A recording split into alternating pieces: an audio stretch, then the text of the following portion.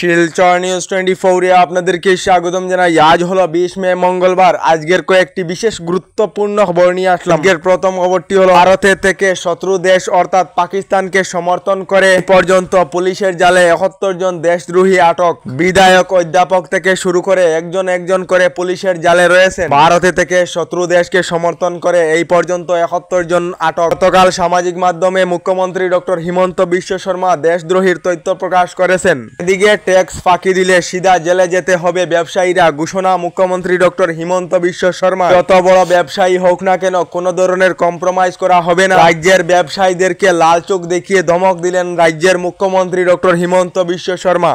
এদিকে মধ্যপ্রদেশের মন্ত্রী বিজয় শাহের বিরুদ্ধে কঠোর উচ্চতম ন্যায়ালয়ের তরফ থেকে মন্ত্রী বিজয় শাহকে বলা হয়েছে, আপনার মন্তব্য অত্যন্ত নিন্দনীয়। কর্নেল সোফিয়া কোরেশিকে নিয়ে মন্তব্য করার জন্য মধ্যপ্রদেশের মন্ত্রী বিজয় শাহকে তিরস্কার উচ্চতম ন্যায়ালয়তে মন্ত্রী বিজয় শাহের ক্ষমার আবেদন খারিজ করা হয়েছে।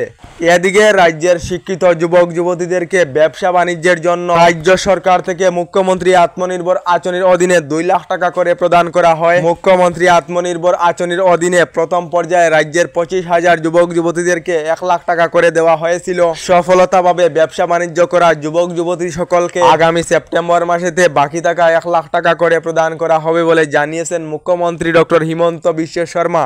আপনারা মুখ্যমন্ত্রী আত্মনির্ভর আঁচনিতে আবেদন করেছিলেন নাকি কমেন্টে নিশ্চয়ই জানাবেন। এদিকে বাংলাদেশের বিরুদ্ধে আবার কঠোর এক সিদ্ধান্ত ভারত সরকারের। বাংলাদেশের সামগ্রী আমদানির জন্য নিষিদ্ধ করা হলো ভারতের স্থলবন্দর, বিশেষ করে অসম, মেঘালয়, ত্রিপুরা, মিজোরাম বিভিন্ন রাজ্যের সীমান্তের পয়েন্টে বাংলাদেশের সামগ্রী আমদানি নিষিদ্ধ করা হয়েছে। এদিকে আবহাওয়া বিজ্ঞান কেন্দ্রের তরফ থেকে সতর্কবাণী জারি করা হয়েছে। ইতিমধ্যে রাজ্যের বিভিন্ন জেলার জন্য অ্যালার্ট জারি করা হয়েছে। বরাক উপত্যকার 3টি জেলা সহ রাজ্যের বিভিন্ন জেলায় আগন্তুক কয়েকটি ঘন্টা পর্যন্ত ধারাসার ভারী বৃষ্টিপাতের সম্ভাবনা রয়েছে। এদিকে 3 মাসের রেশনের চাল একসঙ্গে জনপ্রতি 15 কেজি করে রেশনের চাল প্রদান করা হবে। ইতিমধ্যে রাজ্যের কয়েকটি জেলায় 3 মাসের রেশনের চাল বরাদ্দ করা হয়েছে।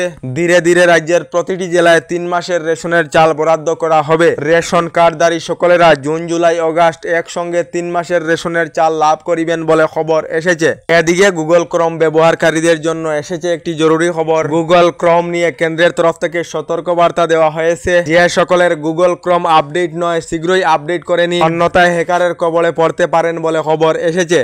এদিকে 2026-এর বিধানসভা নির্বাচনেতে সরকার গঠন করিতে না পারিলেও কিংমেকার হয়ে উঠবে রাইজোর দল। তবে মুখ্যমন্ত্রীর পদ দিলেও বিজেপির সঙ্গে মিত্রতা করবে না রাইজোর দল, জানিয়েছেন বিধায়ক অখিল গগৈ। এদিকে ঘোষণা করা হলো এডিআরই মৌখিক পরীক্ষার দিন। আগামী 15 জুন থেকে এডিআরই গ্রেড 3 এবং গ্রেড 4 এর পরীক্ষা।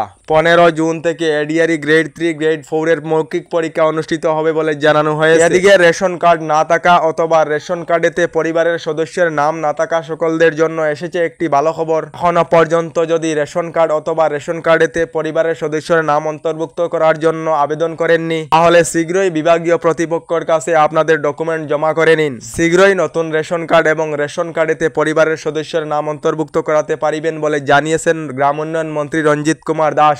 এদিকে যে সকলেরা নতুন সরকারি গড় লাভ করেননি তাদের জন্য এসেছে একটি ভালো খবর। নতুন করে আসামের জন্য 3,76,075টি সরকারি গড়ের অনুমোদন কেন্দ্রীয় সরকার থেকে দেওয়া হয়েছে। যে সকলেরা এখনো পর্যন্ত সরকারি গড় লাভ করেননি এবং কাঁচা গড় রয়েছে, এই সকলেরা শীঘ্রই সরকারি গড় লাভ করিবেন বলে খবর এসেছে। আপনারা সরকারি গড় লাভ করেছেন নাকি কমেন্টে নিশ্চয়ই জানাবেন। আমাদের ডেইলি খবরগুলি ভালো লাগলে আমাদের ভিডিওতে লাইক দিয়ে চ্যানেলটিকে সাবস্ক্রাইব করে নেবেন।